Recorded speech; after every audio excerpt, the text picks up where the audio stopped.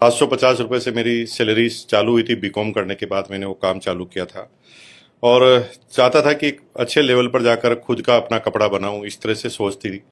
लेकिन दुनिया में हम जो सोचते हैं वैसा कुछ होता नहीं है। होता वो है जो हमारे यहाँ लिखा होता है, और वो तभी होता है जब हम कोई जर्नी स्टार्ट करें तो करते करते हमें समझ में आता है कि हमें क्या करना है। तो डायरेक्ट सेलिंग का काम मेरे हाथ में इसलिए आया कि मेरी कंपनी में मेरे बॉस किसी डायरेक्ट सेलिंग कंपनी में गए और वो पहली बार मुझे इनवाइट किया उन्होंने। तो मुझे पता ही नहीं था कि ऐसा भी कोई बिजनेस हो सकता है, और एक न्यूट्रल भावना के साथ मैं वहाँ गया और पहली बार लगा कि यही एक ऐसा व्यापार है जो मेरे लिए बना है।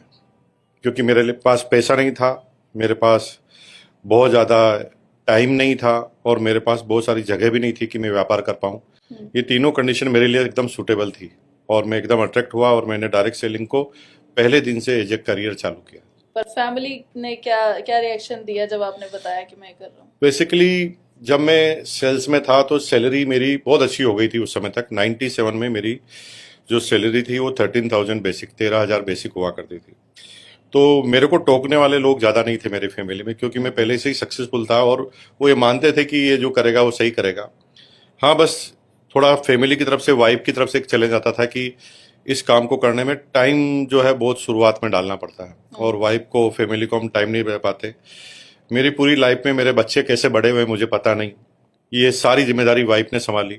और थैंक्स करता हूँ मैं अपनी वाइफ को कि उसकी वजह से आज मैं यहाँ पर हूँ, क्योंकि वो इनिशियल समय में वो मुझे ऐसे फुल टाइम साथ नहीं देती तो शायद मैं यहाँ होता नहीं। बिल्कुल सर। सर आपने बोला टाइम बहुत लगा, तो कितना टाइम लगा आपको सक्सेसफुल होने में? मैं 1 साल तक पार्ट टाइम इसके अंदर मैंने काम किया। 1 साल के बाद मैं फुल टाइम आया, और जब मैं फुल टाइम इस सिस्टम के अंदर आया तो ये जब भूत जैसे होता है उस तरह से मैं आया, और मैं 30 दिन से 30 दिन बाहर रहता था। मैं सिर्फ नाइट में सोने के लिए घर पर आता था, और मुझे बिल्कुल थकान नहीं होती थी। इतना सेटिस्फेक्शन मिलता था, रोज एक प्लान रहता था भागने का।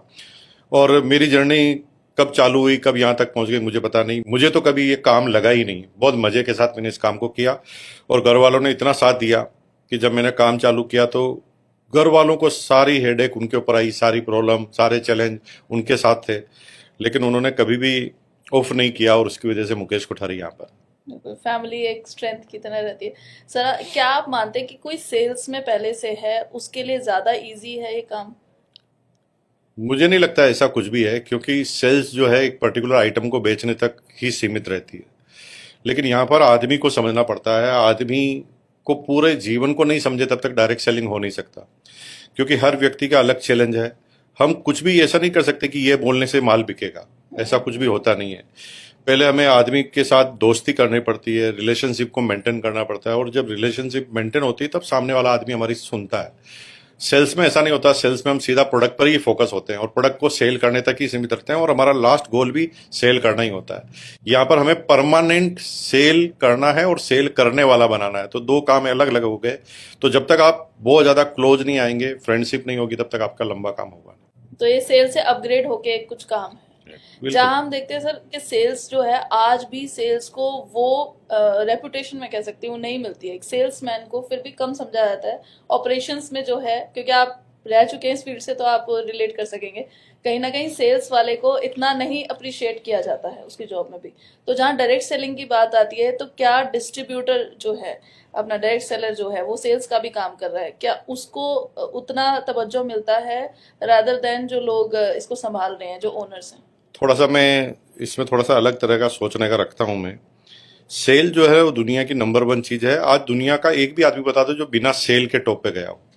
कॉर्पोरेट लेवल पर आप सीईओ बन सकते हैं, बहुत बड़े अधिकारी बन सकते हैं, लेकिन अल्टीमेट गोल तो सेल ही होता है ना। आज कोई भी, जैसे माइक्रोसॉफ्ट है या एप्पल है, वो कितनी बड़ी कंपनियां हैं, उनके कितने कॉर्पोरेट के कितने बड़े बड़े अधिकारी होंगे, लेकिन वो सारी कंपनी टिकी किस पर है?